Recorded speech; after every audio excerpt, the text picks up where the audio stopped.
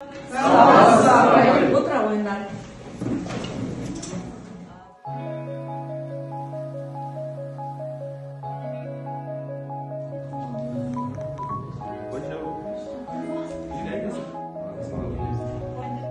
Көркем шығармадағы кейіпкерлер жүйесін жинақтау және даралау. Мақсатымыз, яғни Түймебаеваның шаштарымыздың өмірбаянынан бастайықшы. Түймебаева жазушы, әдебиеттанушы болып табылады және де көптеген кітаптарымыздың авторы. Және де ол 1965 жылы дүниеге келген, көптеген кітаптардың жарық көруге осы автордың септігі тиген, иә? Расында тағы айтып, мұндағы журналистика факультетінде оқып, журналистика мамандығын шыққан болатын. Сол мамандық бірақ ол кейіннен уақыт өте келе өзінің қызығушылығы бойынша көптеген шығармаларды бастады. Соның ішінде осы шашты әңгімесі өміріне алғаннан кейін өте өзекті мәселеге айналып, көптеген көрермендердің көңілінен шықты. Иә? Түймебаева шығармаларын айтып кететін болсақ, бұл жерде бізде жетінші құрлыққа саяхат, тобылғысай және де мұнара, сонымен қатар сөз хикмет авторларының еңбектері шығады. Сөз хикметі және де жетінші құрлыққа саяхат деген Атжарыс уже бір салт-дәстүрге қолданатын кезде соғысқа да жарамды. Соғысқа да деп айта аламыз, иә? Мына жақта көрініс жалпы көріністі айтамыз. Жылқы жануары көбінесе қазақтар мен түркмендерде аса құрметті жануарлардың бірі болған. Ол көбінесе соғыста да күнделікті тіршілікте көшіп-қонуда да жылқы малына аса қатты мән берген.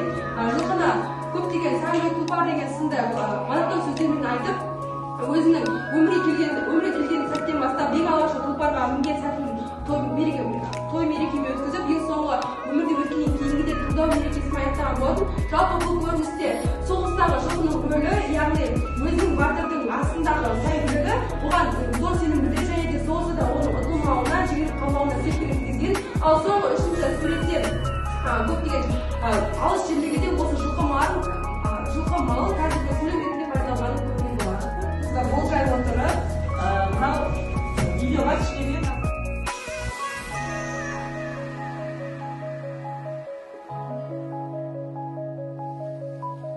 қиыншылыққа ұшыраған елдің күйі айтады, иә? Бұл шашты әңгімесіне қарай отырсақ, қалай басталған? Сол айтады. Кенжебек екі ағасымен жылқы барып жүрді. Сол кезде түркмендердің қарақшылары келіп, Кенжебектен оған мың жылқы айдап кетіп қалды. Осы барып, ары Кенжебектен бір рысқұлдың шалдың жанына мас болып, көшіп елады. Құлыққа жүреді. Ол қыздарын, яғни қыздарын құл болған, яғни жылқы бақтырып, өздеріне апарып өздерінің жұмыстарын жасатқан. Яғни осы туралы бүгінгі хатымыз өрбейтін болады, иә?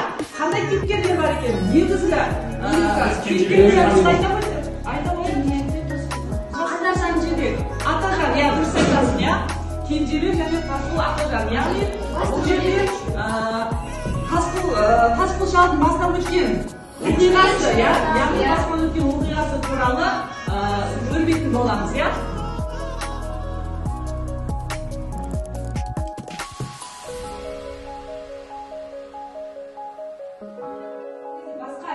Басқа қалған жылқы айырып кеткен болатын. Сол кезде тек қана елде қарттар мен әйел мен кішкентай балалар ғана қалған болатын. Бұл себепті олар өздерін қорғана алмағандықтан шапқыншылыққа алып кеткен болатын. Бұл жерде ешқандай соғыс болған жоқ. Соғыс болған жоқ дейді. Ал енді бір-екі қателік қылып айтайықшы. Қателік ең түркменде Тасқұл қарт түркменде 80 жыл қолында болды. Одан кейін экран бетінен бір қателік қарайықшы. Бетінде бұндай нацилармен соғыс болған жоқ, именно сол. Одан кейін ертегі, иә? Бұл саш әңгімесі роман болған. Иә, бұл әңгіме қиған, иә? Бұл жерде не алып тұр? Ертегі жарайсың. Отыра ғой. Екінші топ. Екінші тобы? Иә, бұл жерде біз әліпбиде шашырақты сөздер тауып, әліпбиді болып тұру керек деп айтылған. Бұл сөздер сөйлем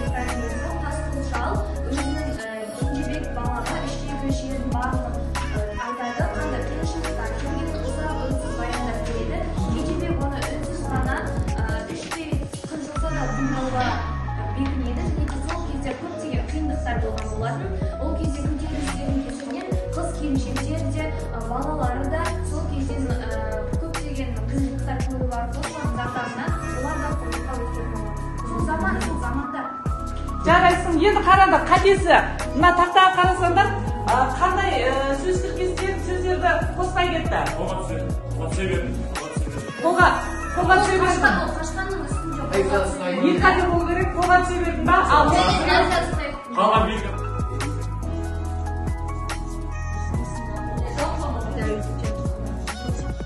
Бұл әңгіме текежүрт пен қазақ елінің арасындағы шапқыншылықтарды және ел кезеңдерді бейнелейді. бейнелейді. Жоқ, я дұрыс айтайын. Бұл қателігінен бұл Шапқыншылық болған ғой. қате қойын. Бұл әңгіме текежүрт пен қазақ елінің арасындағы Жоқ, Шапқыншылық. түркмендер, қазақтар бір-біріне ежелгі қария қалсаңызға сәтті Көрінді ғой. Оны кәні қатпайды, жас балаша болды. Жоқ, басында көрінбейтін де. Дана бірақ бастапқыда қосаған шығар ретінде көрінбейді. барлығын біледі деп ойламады да өзі көргендерін осы жылдағы қанша жылғы қиындықтардың барлығын айтып берген соң Басында қайсы Өзін жауап естейікші. Өзін жауапқа сәйкес. жауапқа дайын болмаса. Жоқ, дұрысқа қате болмайды. Өзін жауабы ол қарияға жаны отқан кезде ол бейне бір өмірінде көрмеген адамша бір нәрсені батыр сияқты бойында жігері бар және оның әрбір әңгімесінде ол жұтпай тыңдап оған бейім болды.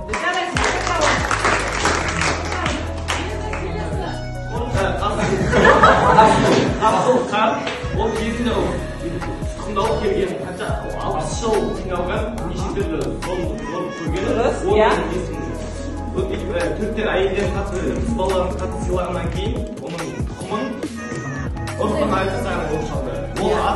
Ол шал атты жақсы білгендіктен балық айтқан балаға жақсы ат дайындап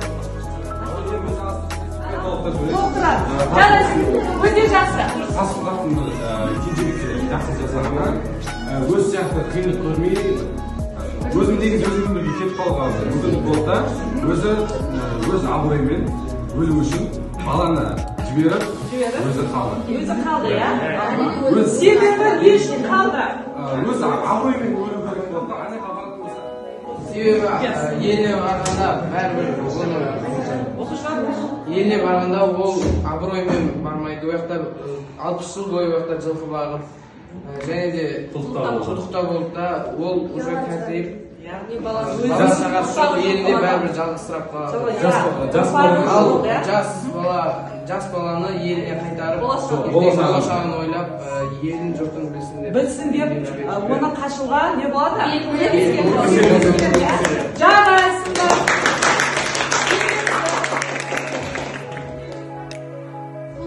Шапқаттың айтқан мені ұға білген. Отырамыз. Және бүгінгі сабақта қорытындылай келе бір-біріміздің бағалауымызды жаңа алғашында тараттық, иә? Бір-бірімізді бағалап Мен ерлік тобына жақсы баға беремін. Бұлардың себебі ойын жақсы жеткізіп еді. Бір жағынан түрікмен қазақ араларында ерекше түсіндіріп кетті. Соның ішінде атап айтатын оқушы. Мен 3-ші сыныпқа айтарым, барлығы жақсы дайындалған және де сабақты еркіндік тобы өздерінің ойларын жеткізе білді. Сұрақтар мен тақырыпты аша алды. Айтқым келгені азаттық бүгін сабақ өте белсенді қатысты. Және де бүгін сіздің тақырыбыңыз өте қатты осы топ. Берген тапсырма, берілген тірек сөздерді пайдалана отырып, шағын әңгіме құрастырыңдар. Жылғы жауапкершілік барында осы бәйге деген шағын әңгіме құрастырыңдар.